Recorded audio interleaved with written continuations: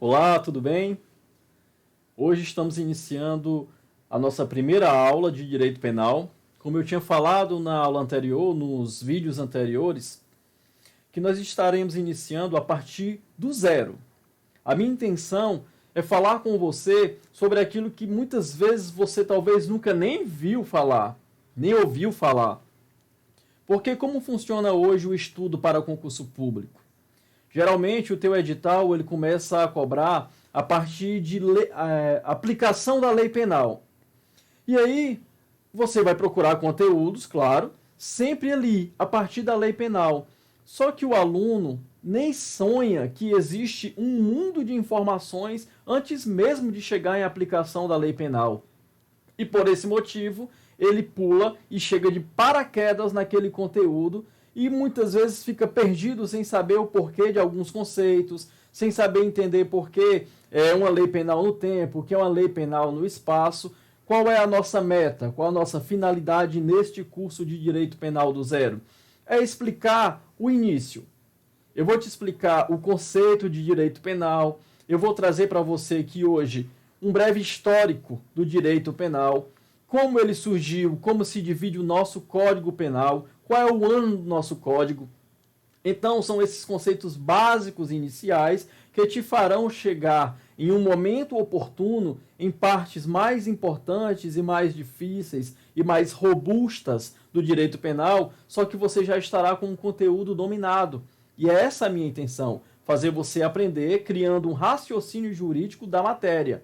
Vou falar também, em alguns momentos, o significado de palavras que você não conhece, porque em algumas questões, só o fato de você não saber uma palavra, você erra a questão. Não era nem questão de conteúdo, e sim de significação de palavras.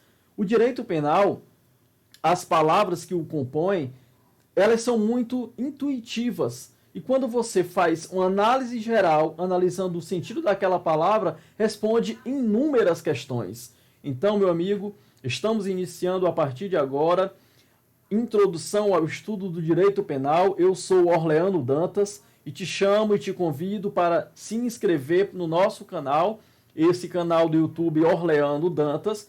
E para aquelas pessoas que estão chegando agora, fica com a gente até o fim. Eu vou falar em vídeos curtos, porém profundos. E os novos vídeos que eu vou lançando sempre serão a continuidade do vídeo que eu lancei anterior, tudo bem? Passando então adiante, indo para o nosso primeiro assunto. Ordenamento jurídico. Esta expressão ordenamento jurídico, para alguns, é algo bem conhecido, mas eu tenho certeza que se eu perguntar, dificilmente alguém vai me dizer o significado claro do que é ordenamento jurídico. Então, a partir de agora, nós vamos iniciar realmente tudo do zero e você vai estar pronto para criar um raciocínio jurídico em todas as questões, seja de PM, seja de Polícia Civil, seja de Polícia Penal, seja de PRF, seja de PF ou até delegado de polícia. Essa é a minha intenção. Estudar com você, aprender com você e aprofundar o assunto com você. Pois bem, Orleano, o que é ordenamento jurídico? Bem, ordenamento jurídico, para aqueles que já ouviram essa expressão e para aqueles que não ouviram, pois a nossa aula ela pode ser estudada tanto por aqueles que conhecem algo como aqueles que não conhecem nada. O que seria a expressão ordenamento jurídico? Ordenamento jurídico significa todas as leis existentes em um país. Todas as leis existentes em um país. Então, se nós estamos falando do Brasil, qual é o ordenamento jurídico do Brasil? Qual é o ordenamento jurídico brasileiro? Todas as leis existentes no Brasil, independentemente de qual lei seja penal, seja processual, seja de direito civil, seja a Constituição, todas elas formam o que nós chamamos de ordenamento jurídico, ou outro nome conhecido, e que significa também ordenamento jurídico, é o que nós falamos de direito pátrio. Ordenamento jurídico e direito pátrio significam a mesma coisa. Quando você ouvir essas expressões, nós já sabemos que estamos falando de todo o conteúdo que fazem as leis em nosso país. Olhando esse diagrama, entendendo o direito penal, aliás, o ordenamento jurídico como um todo, eu preciso te dizer o seguinte, Orleano, se o direito penal, aliás, se o ordenamento jurídico é um todo, então ele tem a característica de ser uno, indivisível. E aí eu te pergunto, se o ordenamento jurídico é um todo, então por que o ordenamento, na nossa lei, na nossa legislação, existem vários códigos, existem vários direitos, e aqui eu faço como se fosse uma pizza sendo cortada em partes. E essas partes, a pizza toda é o ordenamento jurídico. E as partes são Código Penal, Processo Penal, aqui são as abreviações. Muitas vezes em questões você vai ver a abreviação em vez de falar o nome todo. Então, CP, Código Penal, PP, Processo Penal, ou CPP, Código de Processo Penal. CC, Código Civil. CF, Constituição Federal. Direito Tributário. Direito Administrativo. Todos esses códigos, todos esses ramos fazem parte do que nós chamamos de ordenamento jurídico brasileiro. Então, cada parte dessa nós chamamos de ramos do direito. Não é que cada um deles seja um direito sozinho. Todos eles fazem parte de um único direito no Brasil, que é o ordenamento jurídico, que é o direito pátrio. Então, se é um direito pátrio e único, para que dividir? Por que se divide se nós sabemos que ele é uno, que ele é indivisível? Simples. O único motivo de dividir o ordenamento jurídico em ramos, em partes, é para você entender melhor quando for estudar. É apenas para fins didáticos, para que quando acontecer um fato, nós possamos ir diretamente no código específico para colocar e trabalhar aquele fato que aconteceu. E assim fica mais fácil eu aprender somente o Código Penal, somente o direito penal, somente o direito administrativo, somente a Constituição isoladamente, do que todas as regras de uma vez só. É por isso que na faculdade de Direito existem inúmeras cadeiras, e cada cadeira é estudando um ramo do direito. No final da faculdade, depois de você ter estudado praticamente todos os ramos do direito, você escolhe uma pós-graduação e vai se especializar naquilo que você mais gostou durante a faculdade. Então, nesse caso, um exemplo, eu gosto muito de direito penal, como vocês estão vendo, a ponto de estar preparando aulas de direito penal, e gosto de processo penal. Então, eu escolhi esses dois ramos do direito para me pós-graduar. Hoje eu sou pós-graduado em direito penal e em processo penal. Não é que eu tenha esquecido todos os ramos, mas os ramos que me chamaram mais a atenção foram processo penal e direito penal. Apesar de que em um concurso público você tem que aprender todos os outros ramos, porque a prova não são somente de duas matérias. Tranquilo até aqui? Eu estou trazendo esse conceito de ordenamento jurídico para você entender que a nossa matéria aqui de direito penal, ela vai sair dessa parte do ordenamento jurídico e é ela que nós vamos estudar a partir de agora. Então, Orleano, o direito penal, ele é apenas um ramo do ordenamento jurídico brasileiro? Exatamente. O direito penal é apenas um ramo do direito jurídico, do ordenamento jurídico ou do direito pátrio. Quando você ouvir agora essas expressões, você já pode chegar falando no seu bairro e dizendo que, segundo o nosso ordenamento jurídico brasileiro, o direito penal é apenas mais um ramo. E dentro dele existe um universo de conteúdo, e é sobre o conteúdo do direito penal que as nossas aulas serão iniciadas. Tranquilo até aqui? Vamos passar então adiante. Para falarmos do direito penal, já que nós escolhemos o direito penal como sendo um ramo do ordenamento jurídico e vamos estudar somente ele, eu quero falar com você sobre um breve histórico do direito penal brasileiro. Um breve histórico do direito penal no Brasil, tranquilo? Para entendermos como é a história do direito penal, nós temos que analisar o direito penal em conjunto com a história do Brasil. Pois sem entendermos a história do Brasil, nós não vamos entender os códigos que existiram. Então, a partir daí, eu quero te convidar a viajar comigo na história, a voltar no tempo. Primeiro lugar, no Brasil colônia, qual era o código que existia? Em 1500, os portugueses chegaram no Brasil e aqui habitavam os índios. Naquele momento em que o Brasil não era colônia, o Brasil não era considerado um país, as normas que vigoravam eram as normas indígenas. E eu tenho certeza, não me cabe aqui entrar na história porque eu não conheço bem que código eles utilizavam, mas toda vez que alguém descumpria uma regra no código deles, sofriam determinadas sanções. Quando os portugueses chegaram aqui, eles fizeram o seguinte: olha, se nós estamos chegando aqui, as regras que vão vigorar são as nossas regras e não as regras de quem estão. Se nós vamos colonizar, se nós vamos ser os poderosos da situação, as regras que vão vigorar são as nossas. Mas eles não encontravam o Brasil como um país, mas sim uma colônia. E quais seriam as regras que estariam vigorando agora no Brasil? As regras de Portugal. E em Portugal, o que existia lá a respeito de Código Penal eram ordenações. E essas ordenações eram chamadas de ordenações do reino. Durante o Brasil colônia, tudo o que acontecia em Portugal era espalhado aqui no Brasil. E as ordenações existentes eram, em primeiro lugar, de 1500 a 1514, existiram as ordenações as ordenações afonsinas. Essas ordenações afonsinas eram ordens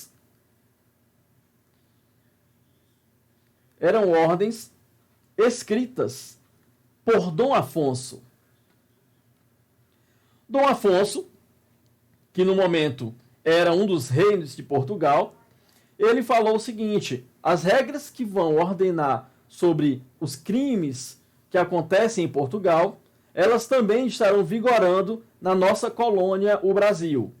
Então, de 1500 a 1514, os crimes que aconteciam no Brasil eram processados e condenados pelas ordenações afonsinas.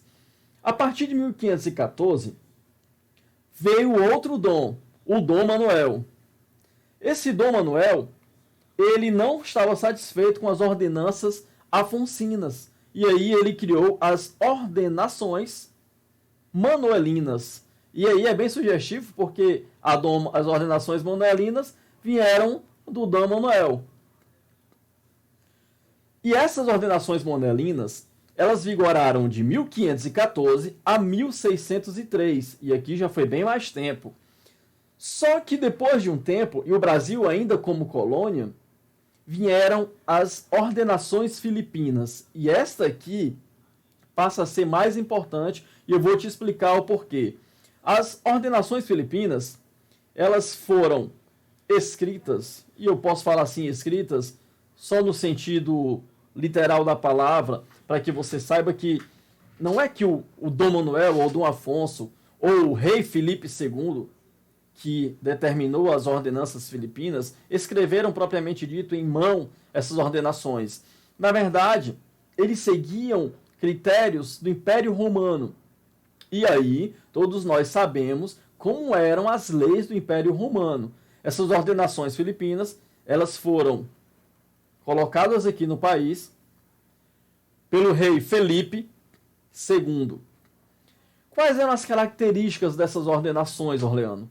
O que é que eu tenho que saber sobre elas? Em primeiro lugar, você tem que saber que elas tinham penas cruéis. Eram penas onde não havia princípios de legalidade. Não havia individualização da pena. Calma, o que é isso? Individualização da pena? Eu vou te explicar. Individualização da pena. Os juízes, eles eram arbitrários. Nas 3 ordenanças, os juízes eram arbitrários. E aqui eu vou parar para te explicar cada característica dessa. Como assim penas cruéis? Nessas ordenações existiam penas de morte, penas de açoite, penas de esquartejamento. Eram as piores penas possíveis. Não havia um princípio da legalidade. Não precisava existir algo escrito para dizer qual é a pena. Por isso que os juízes eram arbitrários, porque eles decidiam, de acordo com o que acontecia, qual pena aquele caso merecia. Ah, aquele indivíduo ali fez isso, corta os braços.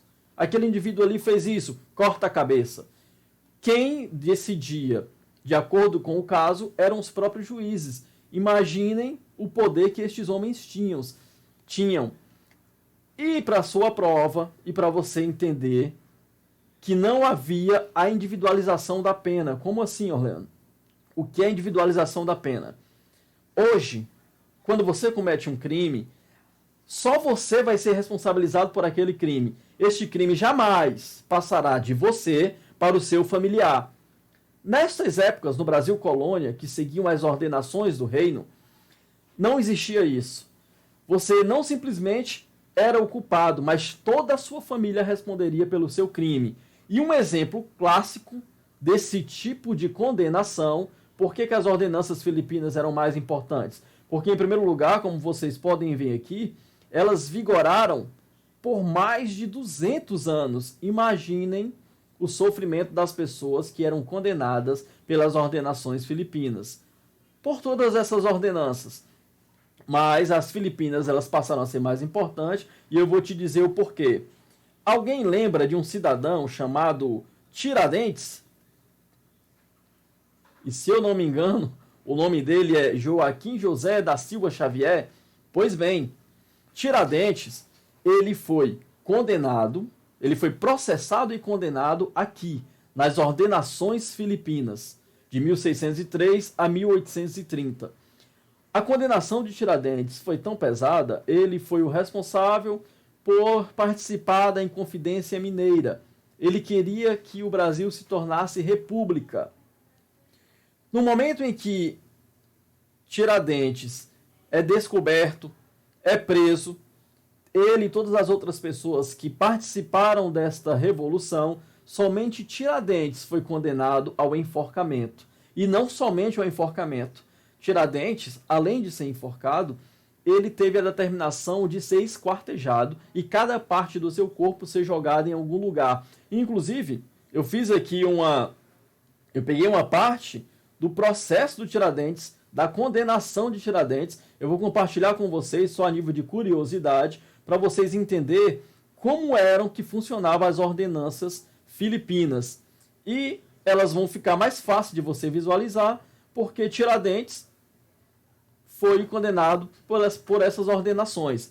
Olhem só um trecho da condenação de Tiradentes, que falava o seguinte: depois da morte, que lhe seja cortada a cabeça e levada à Vila Rica, onde, no lugar mais público, seja pregada num poste alto, até que o tempo a consuma. E o seu corpo será dividido em 4 quartos, ou 4 partes, e pregados em postes pelo caminho de Minas, no sítio da Varginha e das Cebolas, onde o réu, olha a palavra réu aparecendo aqui. Se a palavra réu aparece, então podemos dizer que nesse momento foi um processo. Tiradentes, ele simplesmente não foi condenado e morto de uma hora para outra. Ele sofreu um processo, e onde o réu teve as suas infames práticas. A partir daqui nós percebemos o seguinte: essas ordenações que existiram no Brasil colônia, que eram as ordenações do reino de Portugal, mesmo elas sendo absurdas, elas sendo terríveis, elas eram as leis existentes, penais existentes no Brasil. Porque no Brasil ainda não tinha lei, era um Brasil colônia, e apenas repetíamos as leis de Portugal.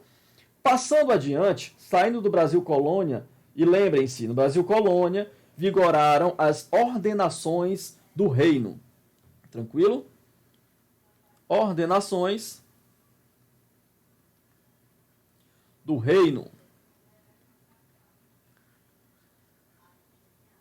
Partindo do Brasil colônia, em 1830, aconteceu o seguinte: o Brasil, na pessoa de Dom Pedro, e aí me desculpem, eu não lembro se é o segundo ou o primeiro, eu faltei essa aula de história, mas o que acontece? O Brasil declara a independência, e aí grita aquela célebre frase, independência ou morte, e a partir do momento em que o Brasil grita independência, declara independência, o Brasil não é mais colônia. Ele passa a ser agora o Brasil império. E se o Brasil é império, ele não vai mais aceitar as ordens de Portugal. Ele não vai mais aceitar as ordenanças do reino. É tanto que em 1824, o Brasil cria a sua primeira Constituição, a Constituição do Império. E antes de nós entrarmos no Código Penal propriamente dito, entenda o seguinte: essa Constituição de 1824, ela trouxe um princípio muito importante em que mudou para sempre a história do Código Penal no Brasil. Ela trouxe o princípio da individualização da pena. Individualização, desculpe aqui pela forma que eu ainda estou treinando com a minha escrita na minha mesa digital. Individualização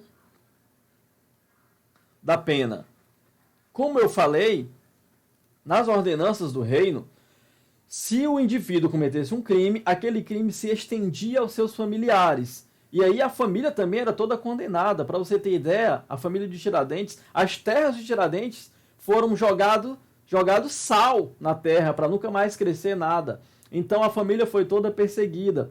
A partir daqui, no Brasil Império, depois que o Brasil declarou-se independente e criada a Constituição de 1824, houve o princípio da individualização da pena. A partir desse momento, quando surgisse um código penal, este código não poderia mais dizer o seguinte: a pena não vai mais passar para o seu filho, a pena não passa mais do condenado. Todo crime que ele cometer, responde somente àquele que cometeu. Tranquilo? Isso é muito importante, cai em provas, e é bom você criar esse conhecimento de que a partir da primeira Constituição do Brasil, Império, que não era mais colônia, foi criado o princípio da individualização da pena. Estamos falando que em 1824 foi criada a Constituição, mas a independência do Brasil, para aqueles que são bons em história, ela foi em 1822. Então, em 1822, o Brasil decreta a independência, declara a independência, grita lá, né, independência ou morte. Em 1824, ele cria a Constituição, que é uma Constituição mais protetiva, mais humana, e em 1830 surge o primeiro Código Penal no Brasil. Esse Código Penal que ele criou no Brasil, em 1830, é chamado de Código Criminal. É o único que tem essa expressão. Código Criminal do Império. É um nome bem sugestivo, porque é no Império, Brasil Império, em 1830, pois em 1822 foi declarada a independência, e esse Código Criminal do Império, além de ele ser bem mais humanista, ele trouxe o que a Constituição já havia pedido: individualização da pena. Ah, Orleano, então acabaram-se as penas de morte? Não, não acabaram-se as penas de morte aqui. Ainda existia pena de morte. O único problema é que essas penas de morte, apesar de ser limitada, elas geralmente eram utilizadas para os escravos. Até porque, nesta época, os escravos eles não eram vistos como pessoas, e sim como animais semoventes, sendo um objeto do seu dono. E se eles fossem apanhados descumprindo o código, eles eram condenados à morte. Mas, passando de 1830, este Código Penal, Código Criminal do Império, ele perdurou até 1890. Em 1890, o Brasil já era república. E aí, voltando aqui um breve histórico, estamos passando pelo Brasil Colônia, que eram as ordenanças do reino, estamos passando pelo Brasil Império, onde o Brasil já havia declarado a sua independência em 1830, trazendo o Código Criminal do Império, que trouxe a individualização da pena, e partindo agora para 1890, onde nós estamos já nesse momento no Brasil republicano. Em 1890, o Brasil criou, aí sim, o seu primeiro código com o nome penal. Este código penal, ele trouxe algumas desavenças literais entre as pessoas doutrinárias da época, sobre os grandes doutrinadores. Qual era a dificuldade desse código? Ele era muito esparso, ele era muito separado. Existiam muitas leis onde não sabia exatamente como aplicar algum caso concreto.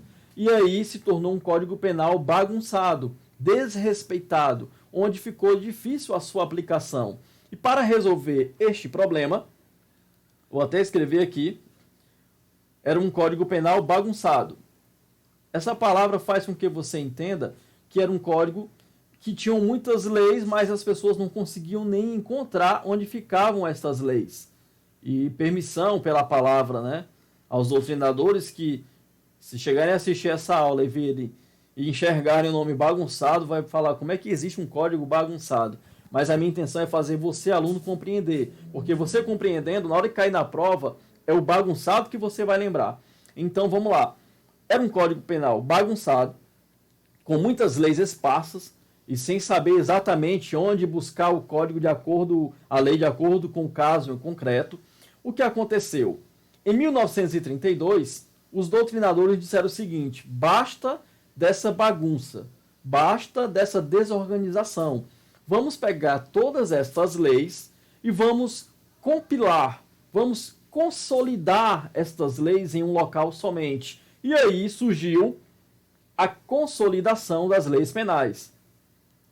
Quando se cria a consolidação das leis penais, e aí você entender a palavra consolidação, é exatamente isso. Compilação é como se ele tivesse compilado, encontrado todas as leis que estavam separadas, bagunçadas, esparsas. Eles consolidaram, colocaram todas em um lugar só, e isso não foi chamado de Código Penal, mas foi chamado de consolidação das leis penais. Todavia, em 1940, e essa data aqui é a mais importante para a gente, e aí eu vou te dizer o porquê. Vou até trocar a cor da caneta aqui e marcar bem essa data. Em 1940, surge para nós o nosso Código Penal. E o interessante é que esse Código Penal, ele está até o dia de hoje. O nosso Código Penal, ele foi criado em 1940 e perdura até os dias atuais. Caramba, Orleano! Nós estamos ainda com um código de 1940? Isso. Por isso que o nosso código é tão desatualizado relacionado a alguns temas. E aí, lembra que existe, vez por outra, uma discussão sobre a maioridade penal, se ela tem que ser com 16, se ela tem que ser com 18. E aí são perguntas que se fazem, porque é o seguinte, em 1940, a sociedade era de uma forma. Hoje, 2021, a sociedade é de uma forma totalmente diferente. O cara que tinha lá 16 anos, ele pensava de uma forma. O de 16 anos de hoje pensa de uma forma totalmente diferente. Então, a minha intenção aqui não é ficar discutindo com você o sexo dos anjos. Não é ficar aqui discutindo com você se é certo ou se é errado. Eu estou apenas trazendo elementos para que você faça uma análise e tenha o seu próprio raciocínio a respeito do assunto. Só entenda que o nosso Código Penal de hoje, ele foi feito, ele foi idealizado em 1940. Tranquilo? Tranquilo. E depois de 1940, o que aconteceu? Bem, em 1969, houve a possibilidade de mudar o Código Penal. E eles quiseram realmente fazer um novo Código Penal. Mas o que aconteceu? Esse código de 1969, ele chegou até ser publicado. Porém, ele nunca entrou em vigor. Apesar de ter sido publicado, o Código de 1969 nunca entrou em vigor. Se ele nunca entrou em vigor, qual era o código que estava vigorando? O nosso, de 1940. Por isso que ele está até os dias atuais. Ah, que legal, Orleano. Então, a partir de agora, Nós criamos um raciocínio, em primeiro lugar, o que é ordenamento jurídico. Dentro do ordenamento jurídico, pegamos o direito penal porque entendemos que ele é somente mais um ramo do ordenamento jurídico e estamos estudando a história do direito penal até os dias atuais, passando pelo Brasil colônia, pelo Brasil império e pelo Brasil republicano. E entendendo agora que o nosso código é o de 1940. Beleza? Beleza pura. Então, tranquilo. O nosso código é o de 1940. Mas e aí? Qual é a estrutura do nosso código? Como se materializa este código? Me explica, porque você está falando tanto em Código Penal e eu não sei o que é o Código Penal. E aí eu peço permissão àqueles que já sabem para explicar àqueles que não sabem, para que ao término dessas aulas estejam no mesmo nível de conhecimento, tanto o que não sabia quando começamos, como aquele que já sabia estará apenas sedimentando o que ele já sabia, tranquilo? Mais uma vez, eu não subestimo ninguém. Eu acredito que quando o aluno se propõe a estudar, ele sim é capaz de aprender qualquer conteúdo.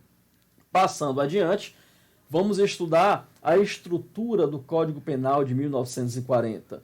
Como é esse código, Orleano? Por favor, me explica. Na hora, te explico. Vem comigo. Vamos lá.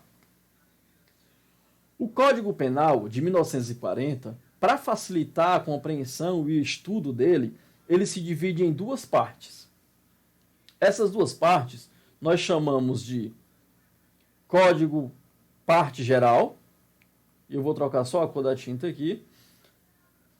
Existe a parte geral e existe a parte especial. E qual o sentido de existirem essas duas partes? Em primeiro lugar, a parte geral, ela vai do artigo 1º, apagar aqui e explicar melhor para vocês. Pronto. Vai do artigo 1º ao artigo 120. A parte especial, ela vai do artigo 121 ao artigo 361. Tudo isso, do artigo 1º ao 361, é o que nós chamamos de Código Penal. Então, o Código Penal ele vai do artigo 1º ao 361. Mas por que é dividido em duas partes? Para facilitar o nosso aprendizado. A parte geral, e aí eu quero falar aqui para vocês, o que significa a parte geral? Uma característica dela é que não há estudo de crimes. Na parte geral, não há crimes, não se estuda crimes, não tem a descrição de crimes. Os crimes estão aqui, na parte especial.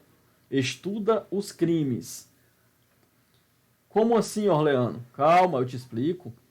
Na parte geral, lá estão a aplicação da lei penal, o que é a teoria da norma, quais são os princípios que regem o direito penal, o que significa um crime culposo, o que significa um crime doloso, como eu aplico a pena ao caso. Então, na parte geral, ela te dá conceitos que você tem que entender e aprender para aplicar aqui, na parte especial. Porque na parte especial estão os crimes propriamente ditos. É tanto que no artigo 121 está um dos crimes mais conhecidos do nosso país, o homicídio, matar alguém. Quando se fala em crimes dentro do Código Penal, ele está falando exatamente na parte especial dos crimes existentes. Artigo 121, homicídio, 122, induzimento ao suicídio, e assim sucessivamente. Roubo, furto, tudo isso está na parte especial, são os crimes. Na parte geral, estão somente os conceitos que vão te ajudar a entender como analisar um caso em concreto quando houver um crime, tranquilo? A partir daqui, aluno, você já entendeu a estrutura do Código Penal. E nós estamos indo aos poucos, de forma bem detalhada, para que você saiba o que está estudando e não entre de paraquedas dentro da aula, tranquilo? Vamos lá, passando adiante. Ok, Orleano, agora eu sei que o direito penal ele se divide em direito penal parte geral, e o Código Penal, parte especial. Mas me diz o conceito de direito penal. Sim, eu te digo, mas para você entender o conceito de direito penal, e aqui é o nosso último slide, porque eu disse que as aulas seriam curtas e as aulas seriam sempre dando continuidade umas às outras, para finalizar a aula de hoje, o que é o conceito de direito penal? O que significa direito penal? Bem, se alguém te perguntar, por favor, me diz aí o que significa, Orleano, direito penal. Aí eu vou ter que te perguntar, sobre qual aspecto, sobre qual sentido tu quer saber o que significa direito penal? Porque existem 3 aspectos, 3 sentidos. E aí eu tenho que te dizer o conceito de direito penal dentro de cada sentido desse. E aí você pode se perguntar, poxa, Orleano, isso é muito difícil. É nada, é a coisa mais simples do mundo. Conceito de direito penal, em primeiro lugar, você tem que saber que existem sobre 3 aspectos, sobre 3 sentidos diferentes. Existe conceito penal de direito penal no sentido material, conceito de direito penal no sentido formal ou estático, conceito de direito penal no sentido sociológico ou dinâmico. Vamos lá. Quando eu falo para você o conceito de direito penal no sentido material, eu estou me referindo apenas ao seguinte, refere-se, né? Apenas aos comportamentos mais reprováveis e mais danosos da sociedade. Refere-se aos comportamentos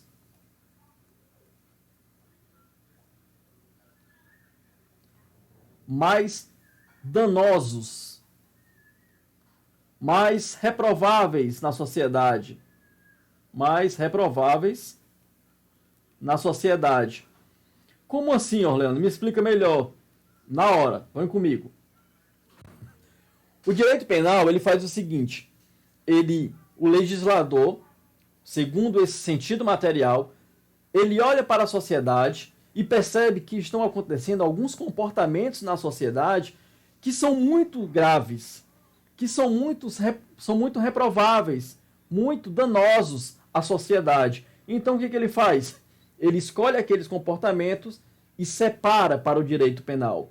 Para ele, sobre o direito penal material, ele apenas separa os comportamentos em que ele acha que é reprovável. Não são todos os comportamentos. Ele vai pegar somente aqueles que eles acharem mais danosos e mais reprováveis na sociedade. Tranquilo? Refere-se a estes comportamentos. Tranquilo, eu entendi então o que é direito penal sob o sentido material. O que é direito penal sobre o sentido formal ou estático? O sentido formal ou estático, ele se refere ao seguinte, ele também faz uma verificação na sociedade, ele faz uma análise na sociedade e diz assim, olha, está acontecendo aqui na sociedade, ou estão acontecendo, alguns comportamentos que também são reprováveis. Mas eu não vou só apenas selecionar esses comportamentos mais reprováveis. Eu vou elevar esses comportamentos à categoria de infração penal. E quando eu falo infração penal, entenda, infração penal, e a gente vai estudar isso lá na teoria do crime, infração penal, ela se divide em 2 espécies, porque isso aqui é uma categoria, na verdade, ela se divide em 2 espécies. É o gênero que se divide em 2 espécies. Qual? Em primeiro lugar, crime. E o segundo espécie, contravenção. Então, segundo o conceito de direito penal formal ou estático, o legislador olha para a sociedade, escolhe os comportamentos que são mais reprováveis e agora ele não só escolhe, ele eleva a condição de infração penal e diz assim, agora este comportamento ele é considerado crime ou ele é considerado contravenção. E se alguém descumprir esse comportamento, esta regra, vai sofrer uma punição, vai sofrer uma sanção, vai sofrer uma pena. Portanto, segundo o direito penal formal, é aquele comportamento que foi elevado à condição de infração penal, ou seja, crime ou contravenção, e que diz que se esse comportamento acontecer, a pessoa sofrerá uma pena. E por que formal? Porque a partir daqui você entende que formal existe uma forma. E é por isso que eu te explico aqui palavras para que você possa compreender o assunto e não apenas decorar. No nome que tem forma, ele está dizendo de que forma agora essa situação será considerada criminosa através de um código. E este código vai ter o nome crime ou contravenção e vão sofrer uma sanção aquele que descumprir a forma, a regra, o código. Mas por que estático? O sentido de estático é dizer que algo está parado. Quando o legislador coloca um comportamento e diz que aquele comportamento agora é um crime, e ele coloca no código, o código ele não fica mudando todos os dias. Aquele comportamento ali, ele vai ser criminoso por muitos e muitos anos. É por isso que ele é estático, ele é parado. Depois que entra na forma, depois que entra na norma, ele não fica mudando todos os dias. Até porque existe um processo para que algo seja crime ou deixe de ser crime. Tranquilo? Então, a partir daí, você entende que quando se falar formal ou estático, estão falando da mesma coisa. É formal porque está agora em uma forma escrita, agora é um crime, está lá numa lei ou no código, e é estático porque esta lei não troca todos os dias. E por que eu estou te falando o significado dessas duas palavras? Porque na prova ele pode só dizer o seguinte: olha, me diz aí o conceito de direito penal formal. Ou então, me diz aí o conceito de direito penal estático. E aí você tem que saber que estático é a mesma coisa que formal. Tranquilo? Uma outra situação, ele pode colocar o conceito de direito material, dizer que esse conceito é direito penal formal e marcar certo ou errado. E se você não souber, não entender as palavras e o conceito em si, vai trocar e vai marcar errado. E por fim, para finalizarmos a nossa aula, existe o conceito de direito penal no sentido sociológico ou dinâmico. O que seria o sentido sociológico? É uma palavra, e como eu já falei, toda palavra no direito penal ela é sugestiva, a maioria delas. Sociológico vem de sociedade. E nós sabemos que a sociedade ela é dinâmica, pois ela não para. A sociedade de 1940 é totalmente da sociedade de hoje. O pensamento que era crime para a sociedade de antigamente não é mais crime hoje. Então, desta forma, o direito penal, como conceito sociológico ou dinâmico, ele entende que o Código Penal ele nem é aquele que separa os comportamentos mais danosos ou mais reprováveis na sociedade e também nem é uma forma que descreve agora o que é infração penal, dizendo que é crime ou contravenção e aplicando uma pena. Segundo esse conceito sociológico, o direito penal é apenas mais um ramo do direito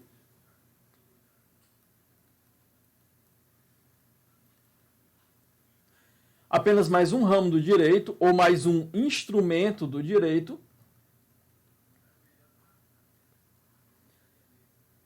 capaz de trazer a pacificação social. Então, qual é o sentido sociológico do direito? Lembra do que eu falei? Que os ramos do direito, eles servem todos eles servem para trazer paz social. O direito administrativo, ele vai trazer a paz social dentro de uma situação administrativa. O direito penal, dentro de uma causa ou de um caso concreto que vai abranger o direito penal. Então, o direito civil vai trazer a paz social dentro das regras do direito civil. Então, para o sentido sociológico, o direito penal é apenas mais um instrumento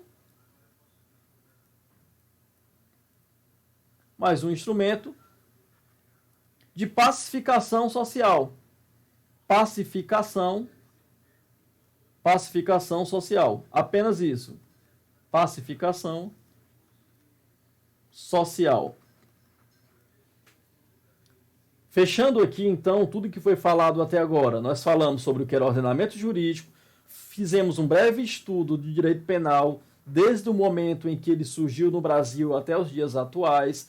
Falamos também a estrutura do Código Penal de 1940 e falamos, por fim, o conceito de direito penal sobre os 3 aspectos que eu vos falei: material, formal ou estático, sociológico ou dinâmico. Aqui, então, fim da nossa primeira aula. Eu espero que você esteja preparado para as futuras aulas e que elas sempre serão continuidade dessa última que está agora terminando. Tranquilo? Se inscreve no canal, divulga o canal. Orleano 10 está com dificuldade de aparecer ainda no YouTube, então você coloca curso de Direito Penal do Zero ou então a palavra canal Orleano Dantas e vai aparecer lá para você. Se você gostou, e eu sempre quis falar isso, papoca o dedo no like, né? E divulga o nosso trabalho. Um abraço a todos, eu espero que seja um aprendizado que venha aumentar o seu conhecimento e que nós possamos nos encontrar logo em breve através de novas aulas. Fiquem com Deus e até logo.